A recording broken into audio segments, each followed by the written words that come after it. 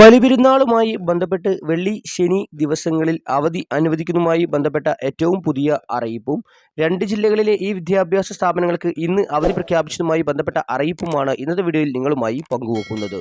നമുക്ക് നേരെ വീഡിയോയിലേക്ക് കടക്കാം. കാസർഗോഡ് MLA NA നെല്ലിക്കുന്ന് ബലിപെരുന്നാളിന് ശനിയാഴ്ച കൂടി അവധി അനുവദിക്കണമെന്നാവശ്യപ്പെട്ട് മുഖ്യമന്ത്രിക്ക് കത്തെഴുതി. അദ്ദേഹത്തിന്റെ കത്ത് ഇപ്രകാരമാണ്: ഇത്തവണ ബലിപെരുന്നാൾ കേരളത്തിൽ 2025 ജൂൺ 7-ാം തീയതി ശനിയാഴ്ചയാണ് ആഘോഷിക്കുന്നത്. എന്നാൽ സർക്കാർ അവധി ജൂൺ 6-ാം തീയതിയാണ്.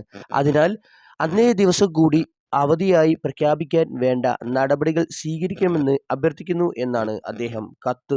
ഇതിന് മറുപടിയായി ജനറൽ അഡ്മിനിസ്ട്രേഷൻ ഡിപ്പാർട്ട്മെന്റ് പ്രിൻസിപ്പൽ സെക്രട്ടറിക്ക് ഇക്കാര്യത്തിൽ ആവശ്യമായ നടപടികൾ സ്വീകരിക്കുന്നതിന് ഈ കത്ത് കൈമാറിയതായി മുഖ്യമന്ത്രിയിൽ നിന്ന് മറുപടി ലഭിച്ചു എന്ന് MLA അറിയിച്ചിട്ടുണ്ട്. ഇതേസമയം മുഖ്യമന്ത്രി ഡൽഹിയിൽ ആയിരുന്നതിനാൽ ഇന്നലെ നടക്കാനിരുന്ന മന്ത്രിസഭാ യോഗം മാറ്റിവെച്ചു. ഇന്നാണ് മന്ത്രിസഭാ യോഗം.